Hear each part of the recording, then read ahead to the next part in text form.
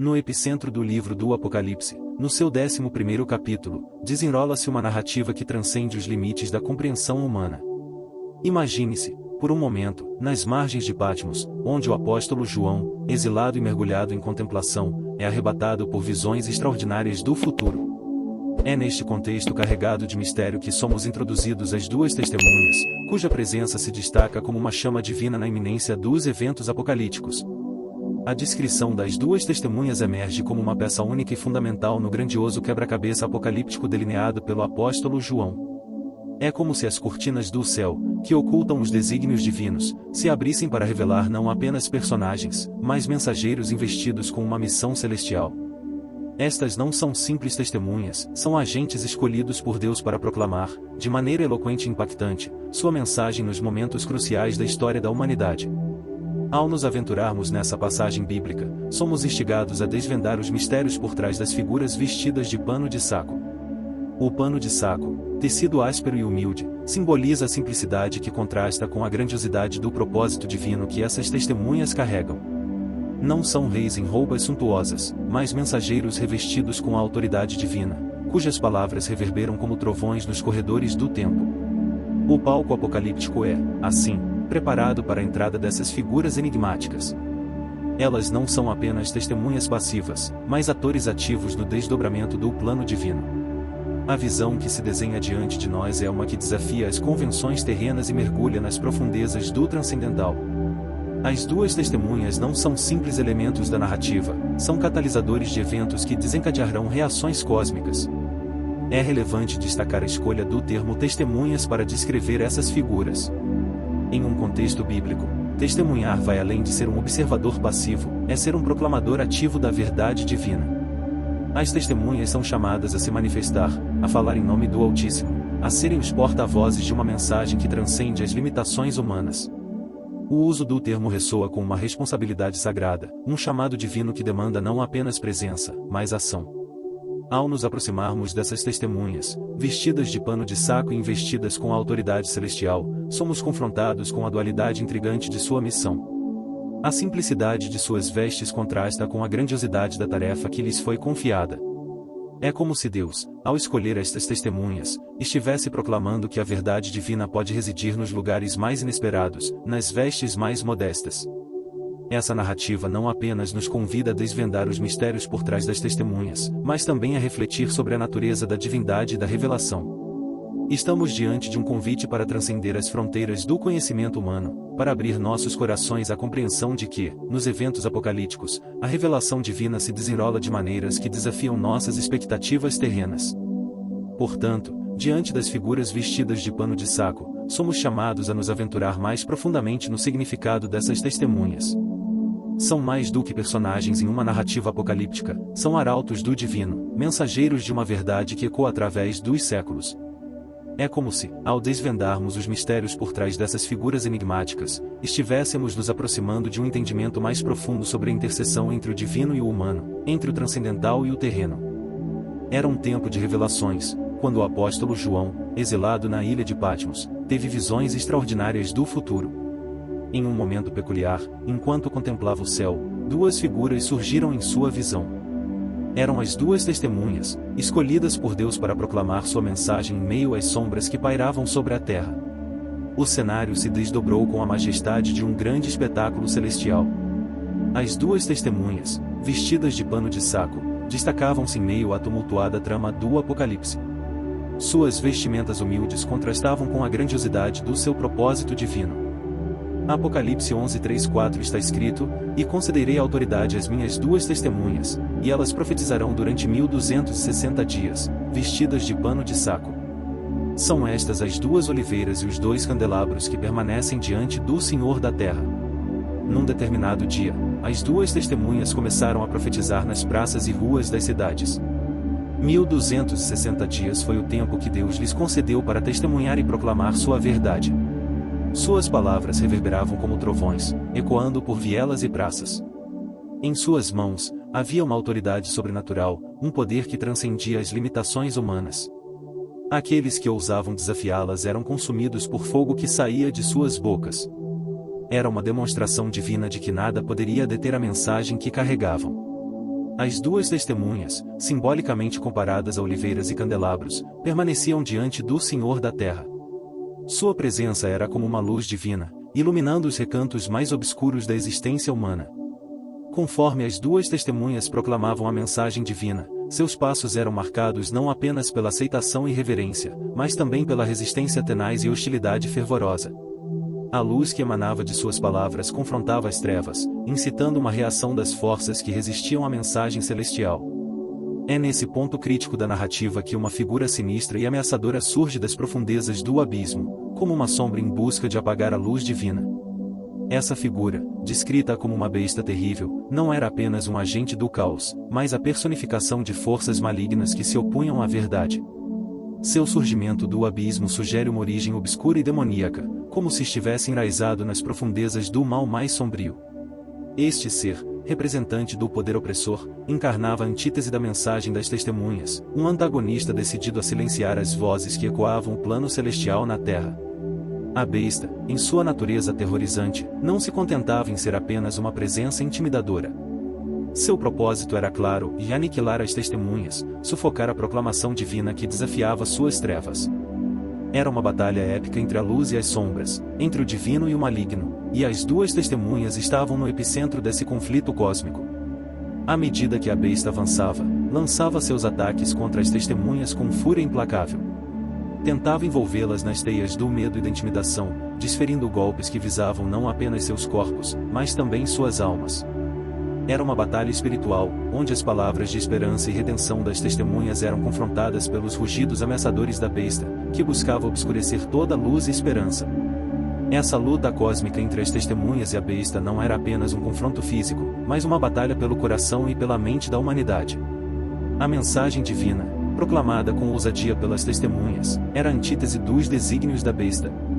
Cada palavra pronunciada pelas testemunhas ecoava como um desafio aos poderes opressores, uma declaração de que a verdade divina prevaleceria sobre as mentiras das trevas.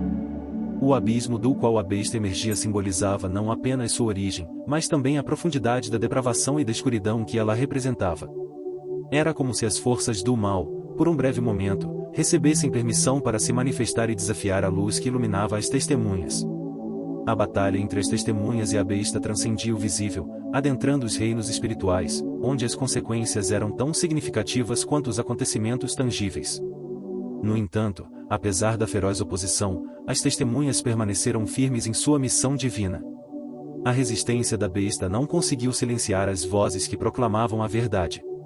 Este episódio na narrativa apocalíptica não apenas enfatiza a tenacidade das testemunhas, mas também revela a promessa subjacente de que, mesmo diante das forças mais sombrias, a luz divina não pode ser extinguida. A luta entre as testemunhas e a besta continua a ressoar como um lembrete atemporal de que, nas horas mais sombrias, a mensagem da verdade e da redenção permanece como uma força invencível. Mesmo quando as forças do mal tentam obscurecer o plano celestial na Terra, a esperança perdura, emanando das palavras das testemunhas que desafiaram a escuridão com a luz inextinguível da divindade. Num golpe impiedoso, as duas testemunhas encontraram a morte pelas mãos da besta. Seus corpos inertes adornaram as ruas de uma metrópole, mergulhando o mundo em momentâneo êxtase sombrio. Os inimigos, crendo no triunfo sobre os emissários de Deus, regozijaram-se em um triunfo efêmero. Contudo, esse aparente sucesso não era senão uma ilusão, pois o poder divino transcendia a morte. O episódio da morte das testemunhas, longe de ser o fim, seria prelúdio para um renascimento extraordinário, desafiando as expectativas terrenas e demonstrando que, no grandioso teatro apocalíptico, a luz divina prevalece, mesmo na escuridão da morte. Mas o que parecia ser o fim era, na verdade, apenas o começo de um milagre divino. 3 dias e meio após sua morte, as duas testemunhas foram revividas diante dos olhos atônitos daqueles que as testemunharam. Um grande temor se apoderou dos que presenciaram tal ressurreição, pois ficou claro que essas testemunhas estavam além do alcance da morte. A voz celestial clamou do alto, convocando as testemunhas de volta à vida. Diante dos olhos do mundo, elas se ergueram, vivas e resplandecentes. Era um testemunho divino de que, mesmo nas sombras da morte, a luz da vida prevalece. A mensagem das duas testemunhas ecoava com renovado vigor. Seu retorno à vida não era apenas um evento miraculoso, mas também um sinal do triunfo final do bem sobre o mal. O episódio da morte e ressurreição das testemunhas tornou-se uma poderosa ilustração do plano redentor de Deus para a humanidade. Após o surpreendente retorno das testemunhas, as consequências reverberaram como um eco divino. Um terremoto de proporções monumentais sacudiu a terra, transformando a paisagem urbana que tinha sido palco do drama celestial. A cidade, outrora imponente, viu-se reduzida a escombros, uma testemunha tangível da intervenção divina. Este cataclismo não era apenas um evento geofísico, era uma manifestação do poder sobrenatural que acompanhava as testemunhas. A magnitude do terremoto não apenas destruiu estruturas físicas, mas também teve um impacto humano devastador. O caos desencadeado pelo terremoto não era simplesmente uma série de eventos aleatórios, era uma resposta cósmica à transcendência das duas testemunhas sobre as barreiras entre o celestial e o terreno. Era como se a terra mesma reagisse à presença divina, ecoando as profundezas dos reinos espirituais para a materialidade do mundo físico. A destruição da cidade não era apenas um castigo, mas um sinal. Um testemunho visível de que o poder divino não pode ser contido por estruturas humanas ou pela arrogância daqueles que acreditam ter triunfado sobre o divino. Os destroços da cidade serviam como um lembrete angustiante de que o curso da história estava sendo guiado por forças além do entendimento humano. Diante do cenário pós-terremoto, a incredulidade e o temor pairavam no ar. A manifestação do poder divino não era apenas uma resposta aos acontecimentos, mas uma convocação à reflexão sobre o papel da humanidade na grande narrativa do Apocalipse. Assim, a destruição pós-retorno das testemunhas não foi um mero capítulo trágico, mas um episódio significativo no desdobramento dos eventos apocalípticos. Era uma demonstração de que, mesmo nas ruínas, a esperança divina e o propósito transcendente persistiam. O terremoto, longe de ser um fim, tornou-se uma proclamação do divino, uma advertência visível de que o curso da história estava sendo moldado por mãos além das nossas próprias. A narrativa das duas testemunhas, embora envolta em simbolismos e mistérios, oferece uma mensagem fundamental de esperança e triunfo. Elas representam a fidelidade inabalável de Deus à sua promessa de redenção e a vitória final do seu reino sobre as forças do mal. As duas testemunhas, como oliveiras que continuam a produzir azeite e candelabros que iluminam o caminho, permanecem como um símbolo duradouro da presença divina na história humana. Sua mensagem ressoa além das páginas do Apocalipse, ecoando através dos séculos como um lembrete eterno da soberania de Deus. No intrincado tecido do Apocalipse, as duas testemunhas emergem como fios dourados, entrelaçados na trama divina que transcende os limites do tempo. Sua história não é apenas um relato bíblico, é um convite à contemplação profunda sobre a essência da fé e os mistérios que envolvem a vida e a morte. A singularidade do papel das testemunhas não está apenas na sua presença marcante, mas na mensagem que elas carregam. Ao desafiarem a morte e ressurgirem, elas se tornam arautos de uma verdade mais profunda, e a vitória sobre a morte não é apenas uma possibilidade, mas uma realidade divina. Esse episódio desafia as concepções humanas sobre a finitude e ilumina o caminho para uma esperança que transcende a escuridão do túmulo. Contemplar essa narrativa é, assim, adentrar em um espaço sagrado de reflexão. É questionar as limitações da compreensão humana diante do divino, reconhecendo que há mistérios que escapam à nossa razão finita. As duas testemunhas não são apenas personagens históricos, são catalisadores para uma reflexão mais profunda sobre o significado da fé em meio à complexidade do Apocalipse. Nesse relato, somos confrontados com a dualidade intrínseca da fé e a capacidade de acreditar em algo que transcende nossa compreensão racional. As testemunhas, ao desafiar a morte, apontam para uma verdade fundamental da fé cristã, a promessa de um futuro redentor. A esperança que se revela por trás da ressurreição das testemunhas é uma luz que brilha nas sombras apocalípticas, indicando que, mesmo no auge da tribulação, há uma promessa de restauração. Ao refletirmos sobre essa narrativa, somos convidados a considerar não apenas a vitória sobre a morte, mas também a natureza transformadora da fé. As testemunhas não apenas testemunham eventos apocalípticos, elas testemunham a transformação do desespero em esperança, da morte para a vida eterna. Nesse convite à reflexão, somos desafiados a examinar nossas próprias crenças e abraçar a promessa de um futuro redentor, onde as lágrimas serão enxugadas, e a morte não terá mais domínio. Em última análise, a história das duas testemunhas transcende a narrativa bíblica para se tornar um reflexo da jornada espiritual humana. Elas representam a promessa eterna que brilha nos recantos mais escuros da existência, convidando-nos a trilhar o caminho da fé com a confiança de que, no complexo tapete do Apocalipse, a redenção é o fio condutor que conecta o passado, o presente e o futuro.